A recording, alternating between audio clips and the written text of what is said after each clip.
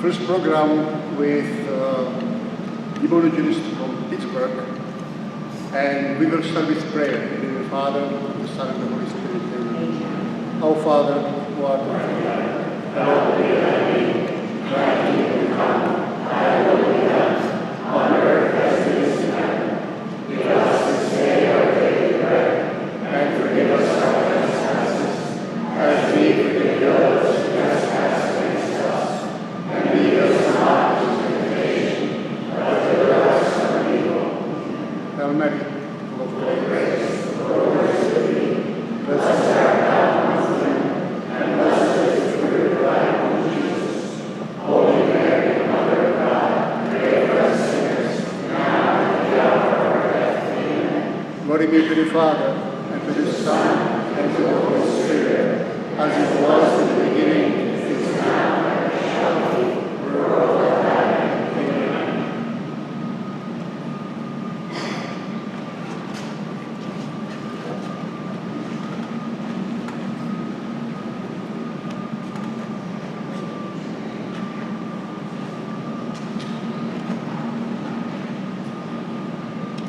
Thank you, Father V. Good evening, everyone. Welcome to the shrine, Franciscan Shrine of Our Lady, Comforter of the Afflicted. My name is Richard Matusi, and I'm a member of the local Catholic Orthodox Dialogue and a member of the Society of St. John Chrysostom.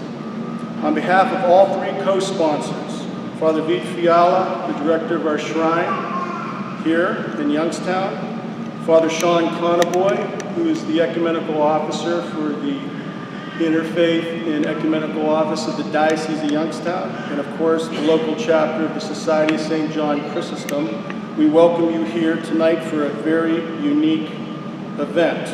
The title is called Traps of the Enemy, Now Celebrated in Our Culture, and our speaker is Adam Blai. More about Adam in a minute.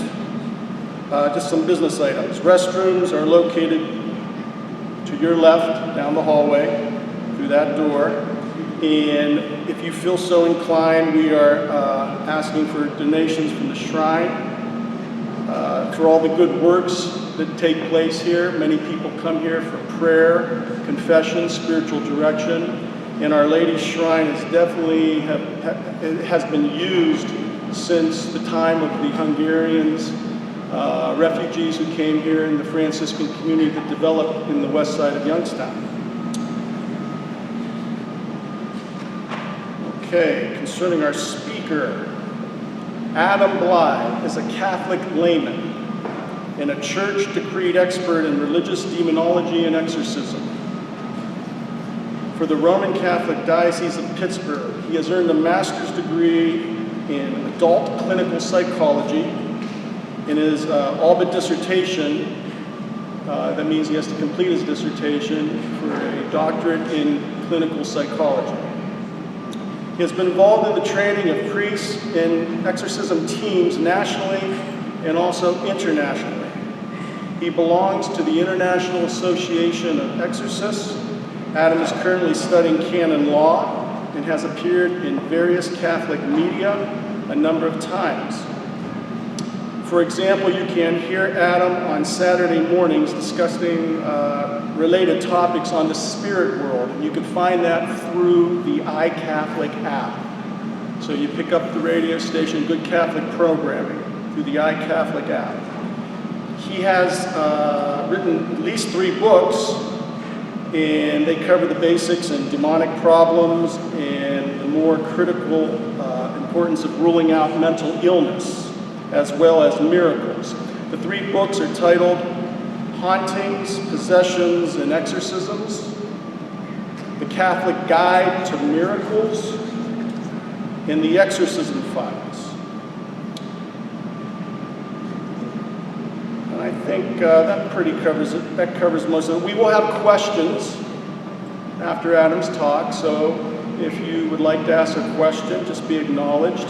And we hope to have as many questions answered tonight as possible. And without further ado, Rich, I would like to give you Adam Blai. Rich.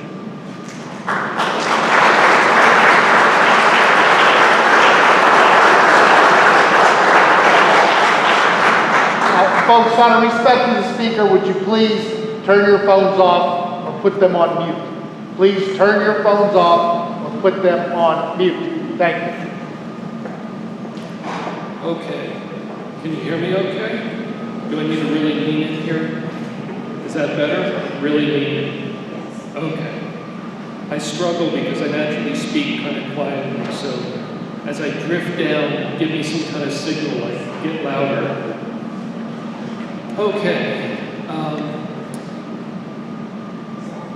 In our world, in the West here, and I think to some extent all over the world, we have ceased to catechize our people about a lot of things that we used to catechize, you know, our children and just in general our communities about. And I think partly here in the United States, we've gone through a period in the last, say, 60 or 80 years where to some extent we've become embarrassed by the supernatural. You know, you can see evidence of that in the recent survey that said, what was it, 70% of Catholics don't believe that the Eucharist is actually Jesus. You know, this idea that it's actually real and the supernatural is actually real, for some reason, I think to an extent became embarrassing, and so people got more reticent to talk about it. The reality of angels and demons, even the reality of exorcism, though it's popular in the media to believe that it actually happens. To a large extent, that's an artifact of the United States, because in South America, there's a lot of that, tons of it, and there's a strong belief in the reality of all of it. There's a lot of it in Italy, but then there's other parts of Europe where there's almost none. You know, France has like a 1% attendance rate for Catholics for going to church, etc., etc. So, you know, I've been involved in this crazy life for about 15 plus years now. It's a long story, but I've been drawn into it and helping to train priests nationally and now to some extent internationally, you know, working with the teams over in Singapore. Recently spent time with an exorcist from the Philippines. What I've seen consistently over the years, and I've been at well north of 1,000 solemn exorcisms. I don't keep track, but based on the rough calculations over the years, many, many solemn exorcisms, there's a few key things that even Christians and Catholic Christians no longer seem to realize are really, really dangerous and forbidden by God and forbidden for good reason. Not only that, there are many practices that are actually now celebrated in our media and therefore are normalized for the young people and beyond normalized, celebrated. So I want to cover some of those basics to give you a little bit of that catechesis, coming not from a, you shouldn't do it because it's written here, though that's true, but this is a little bit more of, you shouldn't do it because we've seen real cases, real lives destroyed by these practices. It would be like somebody coming up and saying, you shouldn't do heroin because I've known, 2 dozen people that heroin has destroyed their life, versus in theory you shouldn't do heroin. So by working in the exorcism ministry, I'm a lay person. I can't do exorcisms. Only a priest with permission from the bishop can do it. But for some reason, Jesus has had me become so deeply involved that I coach and train exorcists all the time. I go to exorcisms every week. So I know it sounds odd. It's odd to me too. Okay, so that's kind of the preamble. The number one thing that I think is a danger right now is black magic. It's a tie between black magic and necromancy. So black magic, the difference between religion and magic. Religion is thy will be done. By definition, it's a submission to God. We realize that we're a creature, we're not the creator, we're not a little God, we're certainly not capital G God, but we're a creature. And so we submit to our Creator's will in the form of following His law and hopefully doing His will in our life that is revealed to us in various ways, either through our circumstances, the guidance of others that are placed in authority over us, etc., etc. There's a submissive interaction with God expressed through your life. That's religion. Magic's approach is my will be done. The magician looks at the world, the witch, the Satanist, the black magician of any type looks at the world and says, how do I get what I want out of this situation? How do I push my will onto other people and circumstances so they conform to what I want to get out of it? And they then seek mechanisms to compel the spiritual world to help them get what they want. And of course, you can't compel God. You can't grab God and make God give you what you want. And if you go to a holy angel and say, do me favors, give me what I want, of course, they're not going to do that because they're perfectly submissive to God. So what do you have left? You have the demonic left. But in black magic, as it's celebrated in our culture, the demonic isn't explained or portrayed with any proper understanding anymore. They are misunderstood, like the TV show Lucifer. He's a misunderstood, interesting angel. He's a little bit conflicted, but he's really charming. Maybe not so bad. Maybe God will take him back. All of these things that soften the idea. Within Wicca, of course, it becomes these are the forces of nature, it's Gaia, it's appealing to the elemental spirits, etc., etc. These are all veiled forms of the demonic. It all comes back to my will be done, which comes back to where? Where does the Bible first separate the reality of the creature versus the illusion that my will is like a little God? Where do you remember somebody saying you can be like God or you will be like God? Genesis, right? So what's the first temptation that came to the first created people by Satan? If you eat that tree that he doesn't want you to eat, you'll be like God. You'll be a little God. This is the same thing that the New Age promises in myriad forms. The secret, if you do these meditations, you'll tap into the power within you that's there, and if only you do the right techniques, you'll tap into that power, and then you'll get what you want in the world. Within Wicca and witchcraft, similar things. By doing these rituals, you can harness the forces, the spiritual forces out there, which they describe in many different ways. There's no one way. There's 1,000 versions of witchcraft. By doing the right ritual and having the hidden knowledge of what ritual to do, how to wiggle your fingers and what words to mutter, that will somehow magically compel the spirits out there to give you what you want. This is all Genesis. Now, that's the veiled forms of magic that are now normalized. Of course, Wicca is an official religion on the census. A lot of people join Wicca and kind of promote an association with it. What's another reason why that might be attractive? The idea that you can be powerful if you get this hidden knowledge, which, by the way, footnote on that, this is gnosis, or the idea of hidden secret knowledge. It goes back to the Greek mystery cults and the idea that if you're on the inner circle, you get the secret information. This is the same way that Masonry makes their layers of the degrees of Masonry attractive. If you make it to the 33rd, you're going to get the real juicy stuff that's really interesting, but you've got to wade through all the other layers to get to it. It's the same thing as the Greek mystery cults or the mystery schools. It's the same thing as Gnosticism, that there's secret hidden knowledge, which is just the opposite of what Jesus taught and did. Okay. So there's the veiled forms of black magic that essentially promise agency, security, power, information, which would be divination, to the person. Now, who's it going to be most attractive to say, I'm going to teach you some secret stuff that's going to make you powerful?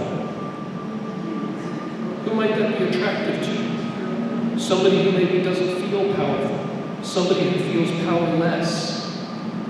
When do we feel powerless in our life typically?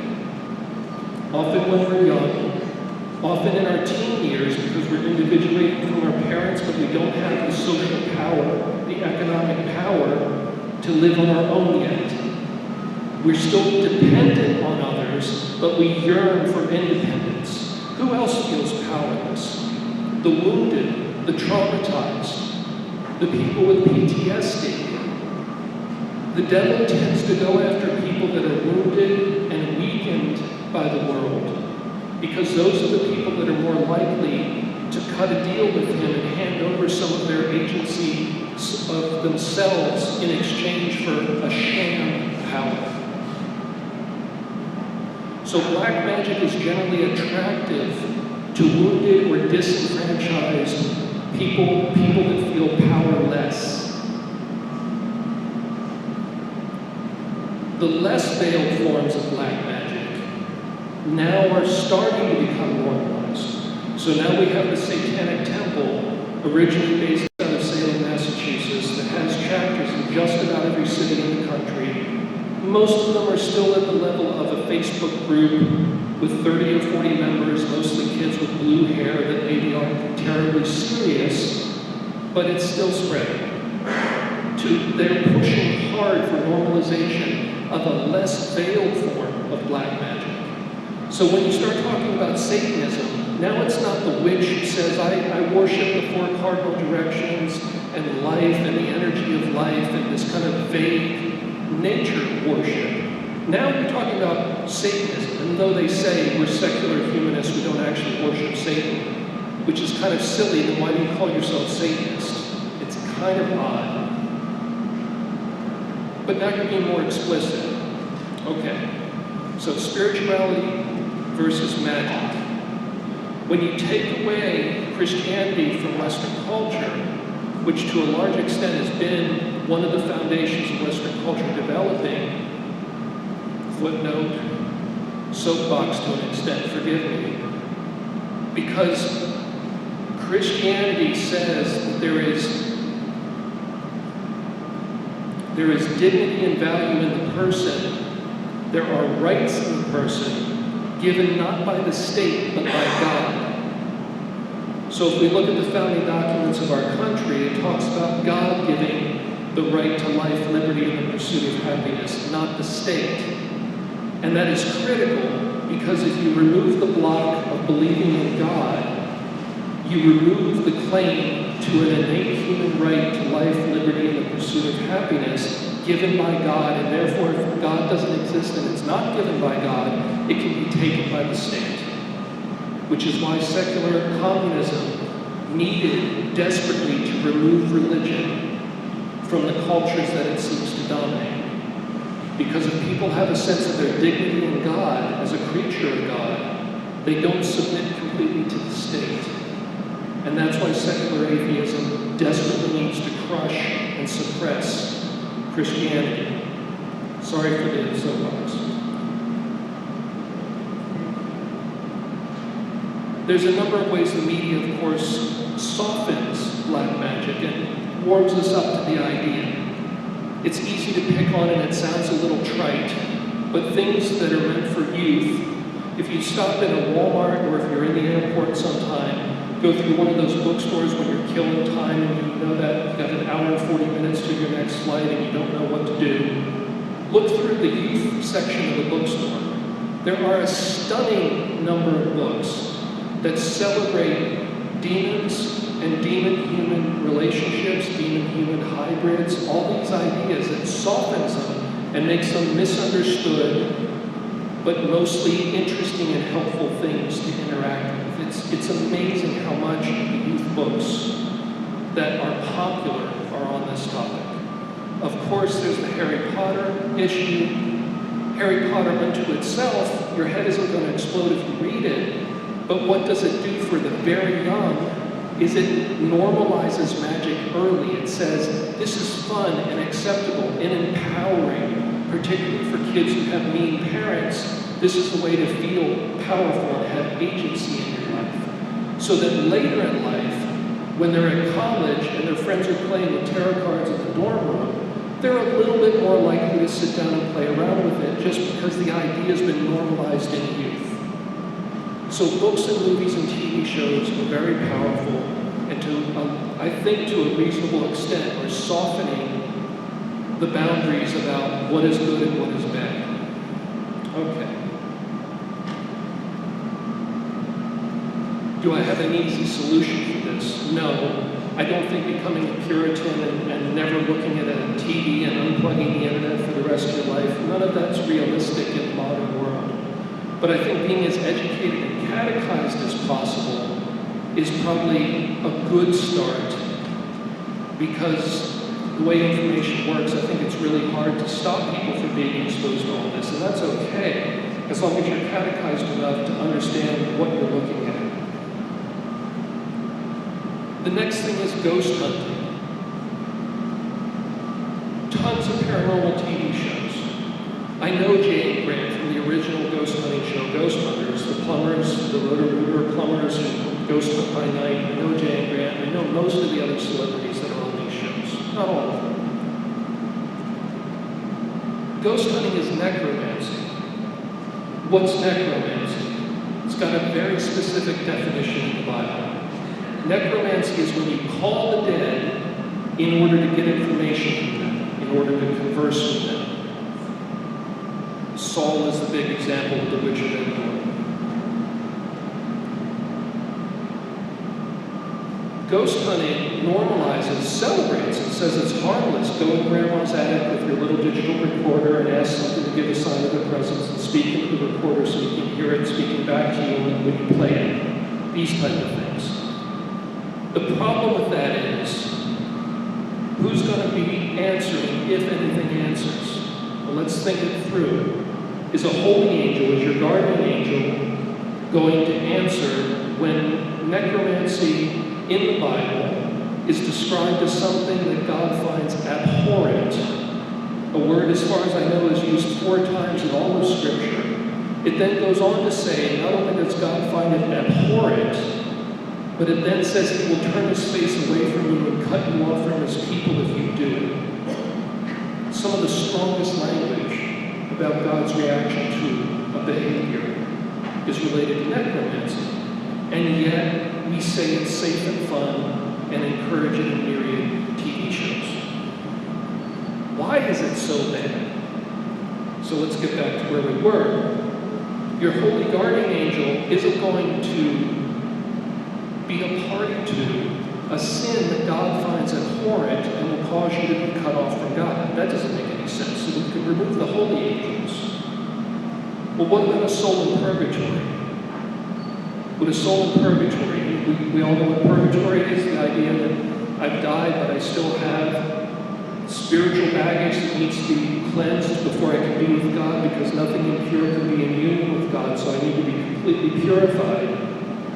How many people here are going to die in a 100% pure state? Not me. Not me. I'm going to spend a lot of time in purgatory. So that soul is on an escalator. They're going to make it to God. They know they're going to get there. Is God going to allow them to come down and answer the ghost hunter? Are they going to want to come down and draw somebody into mortal sin? Does that make sense? No, it doesn't make any sense. What about damned souls? It's a tricky one, but they're damned souls, so that's not good. If they are talking, that's pretty bad. And we know they're the property of the devil if they're damned. So you've got something that's the property of the devil talking to you. What about demons? Would demons like to pretend to be Uncle Fester, or your spirit guide, or grandma, or anybody that you miss? Would they be willing to pretend to be them, to draw you into mortal sin? Probably, right? That kind of sounds fairly up their alley. Seems reasonable to me. Do they watch us our whole lives? We know from Thomas that they tempt us just about from cradle to grave. We might get a break here or there, but more or less we're tempted. We're probably watched our whole lives. So they have information on Grandma. They know the nickname that she used to call you privately. They can say things that'll make you really think, oh, it must be grandma because only she knows that. Whereas the bad guys have been listening in on most of what we've done, so they have that intel. So basically, unfortunately, the ghost hunters are talking to demons. They're asking demons to do parlor tricks for them in the guise of dead people.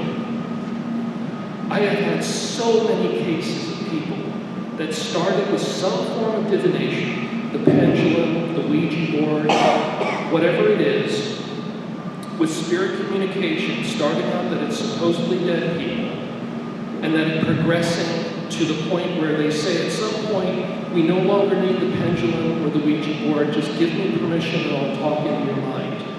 We're close enough now, we don't need that anymore. As soon as they get that permission, it becomes oppression. The talking in the mind isn't the helpful responses. It becomes dictating. You're going to do this now, I don't like you doing that. If you do that, I'm going to punish you. And it starts progressing from there. And it becomes clear that this wasn't grandma, and it's not your friend, but by now you've given permission for it to speak into your mind. And you can't get out of that situation without help, almost. Okay. So necromancy, ghost hunting, celebrated, really dangerous. They don't show you on those paranormal TV shows the consequences in the lives of the people that are starring on the shows. Again, I know most of them, and I know the stories of the rest of them. Just about all of them have had manifestations in their homes, strange illnesses, marriages destroyed, terrible oppression, likely possession in some cases. But Hollywood doesn't want to show that to you because it's not attractive for getting viewers to watch the show to sell the advertising. I've met a number of people in Hollywood. They don't care. They don't believe. They don't care. There are some Catholic and Christian producers. The vast majority are completely secular. They purely see it as a way to sell advertising and make money. They don't care about the danger. They don't believe there's any danger. To them, it's simply entertainment. So they're not going to hold back on these things out of concern for the viewers. Okay. Those are the two big things that are being celebrated right now. Within that, specifically, you can take something like the Ouija board or the pendulum. What makes some divination worse than others? When I do divination, let's say I have a recorder and I set it down and it's recording, and I say, so-and-so, give me a sign of your presence, speak into that recorder, please, or whatever. And some demon pretending to be grandma speaks into the recorder. Well, I've invited the spirit to interact with the recorder. When I do a Ouija board, I say to a spirit, I give you permission to enter my arms and move my arms. When I do automatic writing, I say to a spirit, I give you permission to write with my hand. I'll give you a real example. I've used it before because it really happened. I was at a large event. Some people were there that I knew a little bit. They had been at a graveyard or a cemetery earlier that evening on their own, messing around, doing whatever. I don't know what they were doing, some type of ghost hunt. They came and they were sitting on the stoop of the building. The person had some kind of drink in their hand, and they're sitting and relating how they had been playing around with spirits in this graveyard. And her hand started making a figure eight with the glass. It's kind of clinking as it moves on the cement. It's making a figure eight as she's talking, not really paying attention to her hand. And I look at her hand, and she kind of looks at her hand, and she says, no, I'm not moving that. And they had been doing the Ouija board, and a lot of times when they start the Ouija board, they start by making a figure eight in order to get it moving, in order to, supposedly get things going with the spirit communication. So she gets pretty freaked out. And she says, I'm not moving that glass. She gets really scared, and she stands up, and she's like, I'm going to go to the bathroom, I'll be back. And I'm sitting there thinking, now, this is pretty early in my journey, so I know something's up, but I don't know how to talk to this person exactly, Anyway, it was a mess. So they're gone for like 10 minutes. And I'm just thinking, I'm getting that bad feeling something's wrong. So I go in the building, and I'm looking around, and I find them sitting in a room, and they're scribbling on a tablet. And they look up at me, and the hand keeps scribbling.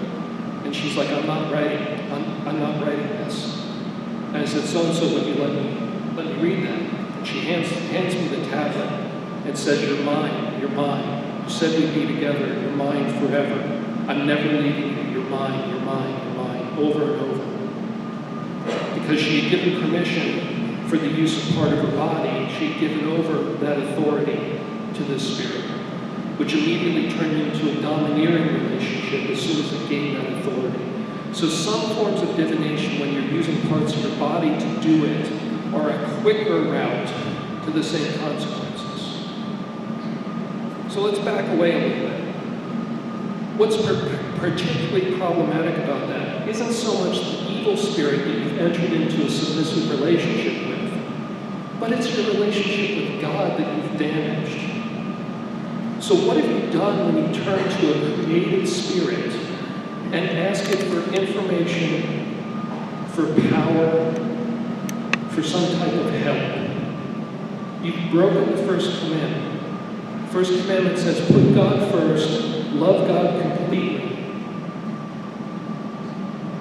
You've gone to another spirit, and by doing that, you've said to God, I don't trust you, I'm not waiting on you, I want what I want on my timetable from this other spirit right now. You've broken your friendship with God. You've said, I don't trust your providence. I don't trust the future that you have planned for me. I want information now from this other spirit. So you've broken your friendship with God, and you've started a relationship with another spirit. This is why divination is seen as such a big deal in the Bible. Because God doesn't want us to leave Him and enter into relationships with created spirits. Holy angels are not going to draw you into these type of relationships. They have no interest in pulling you away from God. Holy angels say, don't worship me, worship Him. They don't point to themselves. Demons point to themselves. They pretend to be gods. They love to be worshipped in various spiritual systems around the world. We've had demons that claim to be the various gods from various systems in exorcisms all over the United States. So divination is a big deal because it's a First Commandment violation. Just about every serious demonic problem, meaning infestation, oppression, possession, classes. The first is the demons have the right to do extraordinary things in a place. They do normal things, tempt. They can tempt right here, right now. That's a normal activity. We know from Thomas they can do that all the time. God gives them that freedom. The extraordinary activity is the stuff you hear in demonic infestations. Black shadows you can't explain, terrible odors that can't be debunked, people being scratched by invisible forces, growling that you can't debunk, on and on and on. It takes a violation of the first commandment in just about every case to give them the right to do those things. And the right has to come from God. It can be a hard thing to get your head around, but God's the creator, God's everywhere, nothing happens without His permissive will. The devil can't lift his pinky without God allowing. He's not free running around doing whatever he wants. He's very much a constrained, limited, pathetic creature. God gives him license to do what he does, ultimately because of the good it brings about in giving us a spiritual struggle so that we spiritually mature. Without struggle, how do your muscles get stronger? How do you get better in a sport? Do you do it by laying on the couch and imagining what it's like to run around the track? No, you have to run around the track hard. You have to go lift with your legs. You have to strain. You have to resist against something. Same thing in the spiritual life. In spite of himself he serves. He's not a good, but God can bring good out of his activity. That's a hard thing to get your head around in a quick talk. But God is everywhere, and it's through God's permissive will that he operates. So we need to have authority over something and invite him to operate in that arena before God will allow it. So a stranger can't come in this chapel and invite a demon to do crazy parlor tricks. It won't work because that stranger doesn't have authority over the chapel. It's not going to happen. And Father's not going to make that invitation, so it's not going to happen. But if somebody plays with a Ouija board in the basement of the house repeatedly, eventually strange things are going to start happening in the house because they've been invited to manifest in that place. And if the owner of the house is the one that does it, they have authority over the home. Therefore, the invitation carries more weight. If you invite them to interact with your body that you have full authority over, that's going to bring more of an impact on you because you have the authority to hand your body over. You can't hand my body over. You can say to the devil, well, go mess with him. I have authority over myself. Unless I fall into mortal sin or I've invited that, he can't just go do it because God doesn't allow it.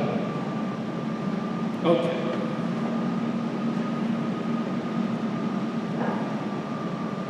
The three levels of problems, infestation we just talked about, that's a place or an object. A place, any building, could be land. An object, this is what would be called a cursed object. It sounds corny, but it's a real thing. Think about it, that statue of Therese. It's very likely blessed, isn't it? Yeah, it's blessed for sure. Okay? Could you bless these flowers? Could Father bless the flowers if you wanted to?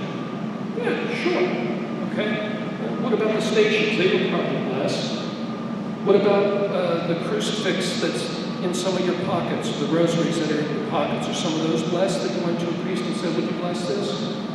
So lots of things can be blessed. Well, what's blessing? You're kind of asking God to impart some grace into this object to be associated with this object. A curse is just the opposite of that, asking the devil or the demonic to have some dominion over that object.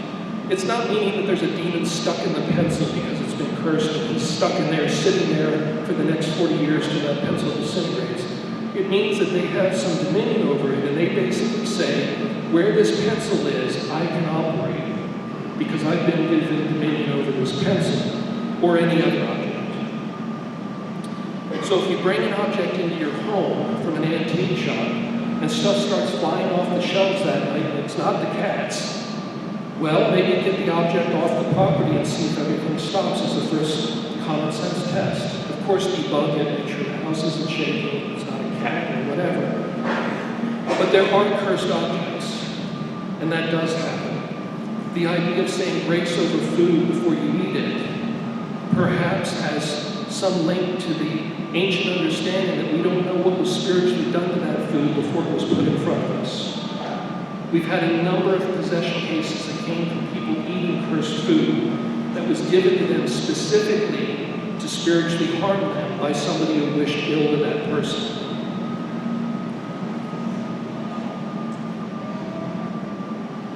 Okay. Oppression is when the demon is allowed to attack the person in an extraordinary way from the outside. Bother them, harass them. I'm not going to get too much into it. We have a couple little kids, maybe a baby that doesn't understand what we're saying. But basically there's an outside attack to wear the person down. Think of it like an abusive spouse. All right? Wearing you down with verbal abuse, physical abuse.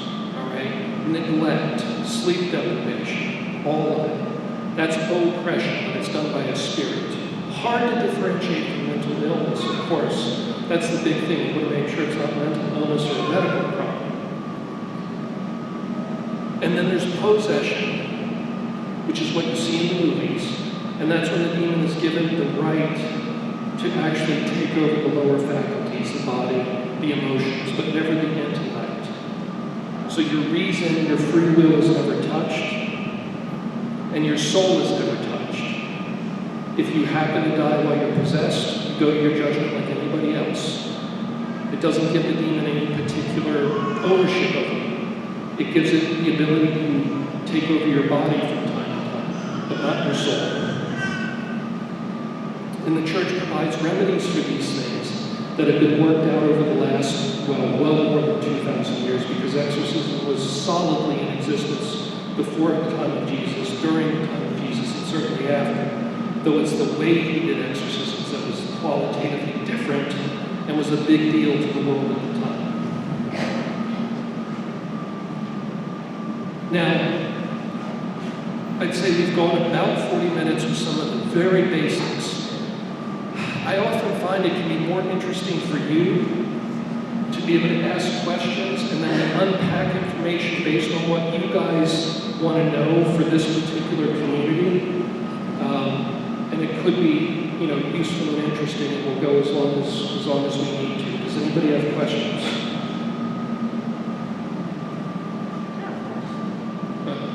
Yes, sir. Trying to wrap my head around the question a little bit, but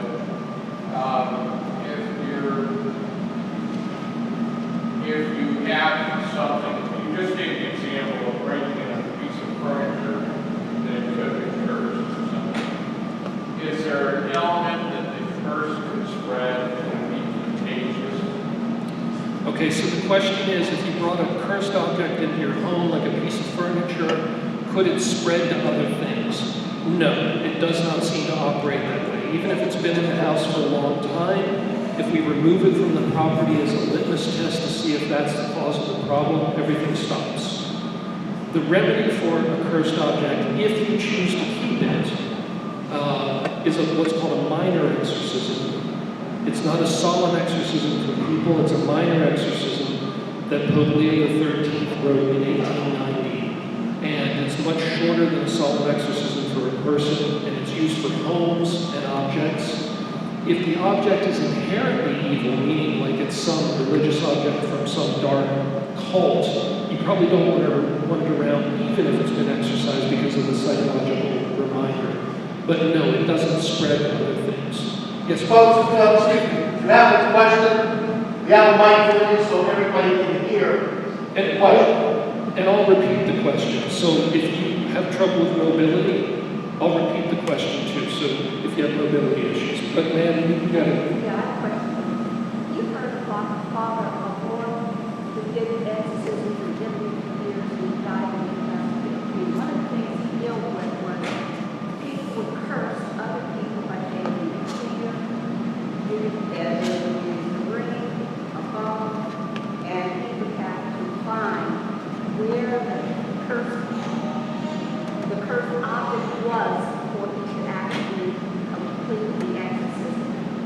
Okay, so she's asking about Father Amorth, who's an Italian exorcist. He's definitely the most famous exorcist in the world. He passed on a few years back. Yes, I knew him. He was one of the founders of the International Association of Exorcists. So early on, I went to a couple conferences that he was still teaching at before he passed on. And the question was, he had mentioned in his books that he dealt with a lot of curses in Italy, and it's bigger in Italy than here, where they had taken something from the person, like a lock of hair, or stolen some jewelry, and then done a curse on it, and he had to find that in order to exorcise the object. If it's back on your property or you're using it, then it's, I think, likely to have an effect on you. So let's say they stole the ring, and then they put it back in your jewelry box unbeknownst to you, and you just think, oh, I must have misplaced it, and you're happy and you start wearing it. It's going to cause a problem. If they have it in their property and it's cursed, I've not seen that have a big effect on the person, where you have to like go knock on their door and convince them to give you the ring back, which they're just going to say, I don't have it. And then what you do is like you can't ransack somebody else's house. So I've seen that God is reasonable when it comes to these type of things. He doesn't allow that. We've had things be stolen, but I've never seen it like, oh, we can't resolve this curse because we can't find the object they stole. That doesn't seem to work that way at all. Jesus gave authority over the demonic to the apostles, the disciples, explicitly. And so when it comes to curses, generally the exorcist can even say, in the name of Jesus, I break any curses that are being directed against you, and that's it. They're basically helpless before that authority. Does that answer your question? Yes, sir. So when a person, is this like young people that are maybe drawn into this, is it anybody, where are they in their faith? Say that louder, the last part. Say that louder, the last part. I can't hear you. Where would people generally be in their faith when they're drawn into this? So where would people be in their faith when they're drawn into this?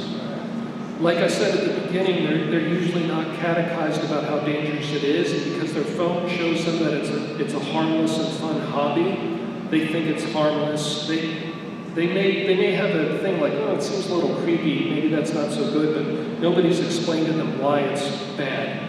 So I've had Catholics come up to me after talks a number of times and say, like, I'm Catholic, I go to church, but I didn't know that ghost hunting was bad. I've been doing it for the last 6 months. It's a matter of lack of education, usually. Older people maybe still have heard, from family members that you don't mess around with these things.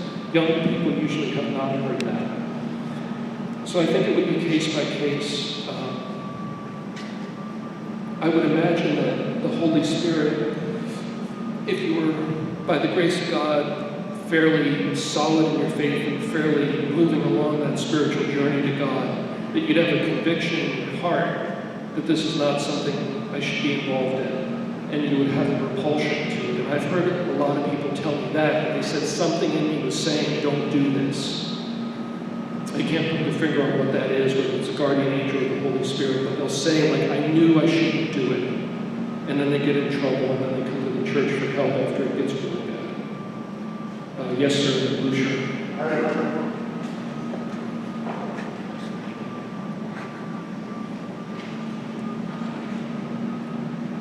Question I had is, when you were talking about the danger of invoking any created spirit, also I'm just curious if you're Catholic apologetic answer to this. Like, how would you, what terminology would you use to defend and are asking the saints to pray for the saints to pray for us, created creatures that have passed on? What would your answer be for that's not something that's so against the person necessarily, and how that differentiates between the other way, the demon? Right. So is it Padre Pio, please heal me, or Padre Pio, please pray for me? You don't ask Padre Pio to heal you. You ask Padre Pio to pray for you, to intercede for you. We don't ask the saints to do things directly. They don't have the power in themselves. We know that. We only ask for them because they're in the beatific vision. They're before God. They've made it to heaven. And so there's more of a direct connection. We're asking them for their prayers in the presence of God. We're not asking Padre Pio to do the healing. We're not turning to him as the source of power, of information, consolation. We're saying pray for us to God. So it's a very, I can see some people, and Protestants often. Like, I just, I'm Catholic, I believe in intercession and saints and everything. But would you say there's a danger in getting to someone developing like personal relationship, or trying to develop a personal relationship with even the saints and not looking at that necessarily just as a hinge of fellow intercessors? Right. And it comes back to the individual's psychology, their personal makeup.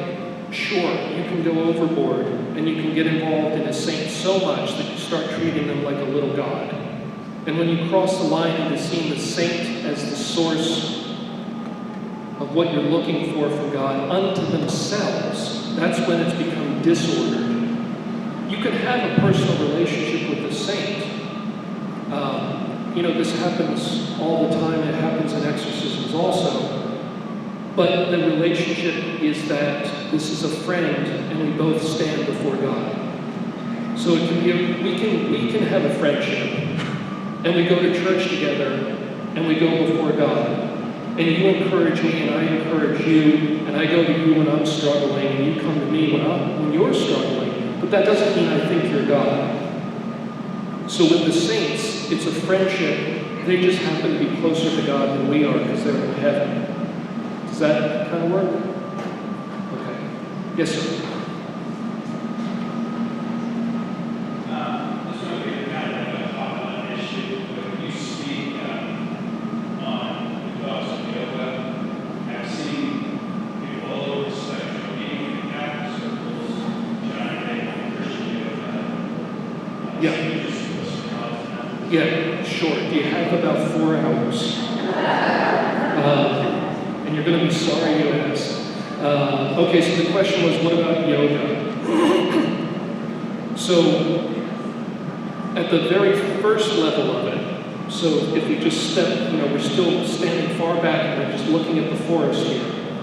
You're looking at worship postures for pagan gods taken from Hinduism that normally are done while intoning the name of that god associated with that particular posture over and over as a form of worship and a request for that spirit to have communion with that person. So that's the first thing we have to understand about yoga, is it's a cultural appropriation from a religious system of a worship posture for pagan gods. To give you a reverse example, let's say somebody decides that the rosary is such a great physical therapy for arthritis in the hands. And they say these Catholics really figured out this really neat technique, and we're going to play with the rosary beads, and it's really good for our fingers. But we're not going to say the Hail Mary, we're just going to move the beads every couple minutes, and that turns out to be really good physical therapy. We would kind of be like, oh, that's a little weird. And in fact, a lot of from India, a lot of the Hindu yogis actually have a lot of negative things to say about the cultural appropriation of yoga in the West. That it's disrespectful, because it's actually part of an overall religious system. Okay, so that's at the first blush level, is why is a Christian doing worship postures for Hindu gods? Then as you get a little deeper, within its original context, you would have to be initiated by the yogi master by laying on of hands on the head to transfer the spirits associated with that ashram and that yogi to the practitioner. So similar to Reiki, which is another thing we can talk about for 12 hours, there's a transfer of spirits in its original system. Now let's get a little deeper. Then you get into Kundalini yoga. Okay, you can Google it later, Kundalini yoga. What's Kundalini yoga? More or less was made popular in the West in the 70s by a particular yogi who's recently gotten in a lot of trouble because a lot of his adherents are writing books about the rampant sex abuse that was going on in his circles back in those days. So that whole international system is reevaluating this guy. They kind of want to distance themselves from him. But anyway, very popular. It is the more spiritual, esoteric level of yoga that a lot of people drift into after they do regular, just physical yoga for a while. Eventually they get exposed to, let's do mantras, let's do meditations, let's do something a little more spiritual, let's manipulate energy in our body. Whenever you hear about manipulating energy, basically you can be guaranteed demons are going to be involved. Now, what's Kundalini yoga? Super creepy. What's the idea? There is literally the spirit of a serpent. This is what they say, not what we say.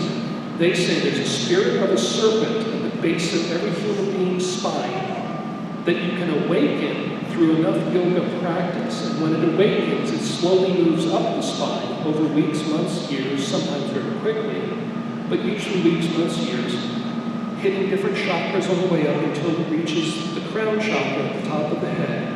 The indications of this great spiritual progress that you're making, that you've made it, woohoo, are kriyas, which are involuntary body jerks and movements and animal-like vocalizations you can't control. It sounds familiar.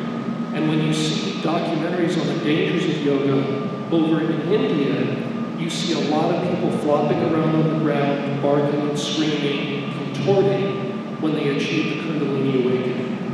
And this is promoted as a great milestone of spiritual development within yoga. So, at the level of, well, it's all fine, I'm just doing it at the strip mall, and it's got nothing to do with that crazy spiritual stuff, I just like it and it's stretching. If you just like it and it's stretching, why don't you just go learn how to stretch? Well, no, because it's got this Eastern mysticism, it's cool, it makes me feel good, it's kind of different and unique and special, and I want to do that. Well, then you understand the worship postures for Hindu gods, right?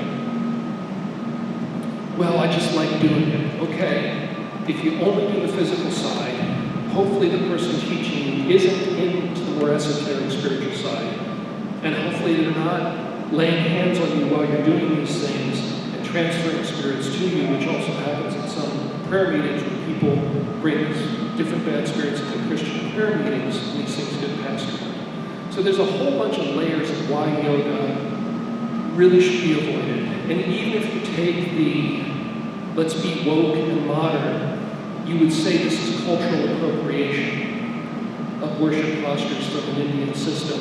That over here they say, no, that's not bad, just give me your money, pay for the class. Nobody's upset about this. But the actual yogis from India see it as cultural appropriation. So there's a whole bunch of layers of no with yoga, in my opinion. Now, I had a friend, Father Rufus Pereira, he's passed on. He worked in Mumbai, Bombay, Catholic Indian priest, exorcist. He was casting Hindu gods out of people since the 70s when I met him. Now, I met him about 14, 15, 12 years ago. He passed on a few years later. They would strike yoga poses during the exorcisms. He brought film footage of this to the association meetings just for internal sharing. But, yeah, so there's a whole bunch of reasons why I would be really down on yoga. Anything else? Here. Thanks for coming. My question, I think, in the past is that here is something that is the taking of the Lord's name in media, but specifically in film. I recently rewatched Rocky, the first one. I haven't watched it in a long time. GE said so vainly, and so how is that everybody in the mind? It's the movie is opening in Jesus Christ, and it has so many Catholic virtues in it, so it can help us grow. But at the end of the day, if it's someone poorly sinning, and I'm going to get it home. And I know that when you say it at that point, do I rewatch the movie ever? Is it now done? We have to cut all movies out that you can go take the Lord's name. How does that work? Right, so, and this is something I've thought about over the years too. I think what you're saying is, as we become more aware of how many things are tainted in the world, do we end up like the Puritans, where, you're in a bare room, there's no TV, there's no radio, and, you read the Bible and that's all you ever do. Like, do you end up, is that the end game? The problem, I think, you can do that, and that would be like the cloistered religious orders, the Carthusians, the cloistered Carmelites. You could retreat from the world completely. And for some people, that's their calling, and that's good. Is that inviting deacons into the house? Okay, I'm getting that. Okay. Yeah. So he's asking, is it inviting demons into the house if I rewatch movies that I thought were cool when I was young, but they've actually got taken the name God in vain and things like this? Okay. So, as you realize these things, you could cut off all of those movies and all that music. And I think there's a lot of dark stuff in music too. However, if you understand what you're looking at, and you're not accepting it into yourself and letting it inform you, that is different than you reveling in it. But that's hard to do.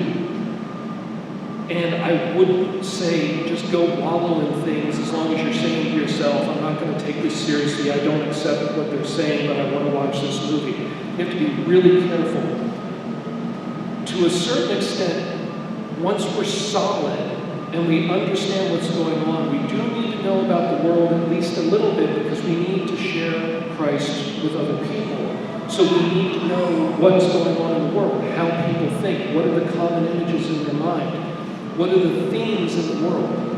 The priest needs to know that. He doesn't need to be going and watching horrible movies, but he needs to be aware that the Harry Potter books are out there. He needs to be aware that, this movie is wildly popular and it's affecting young people and it promotes these sins.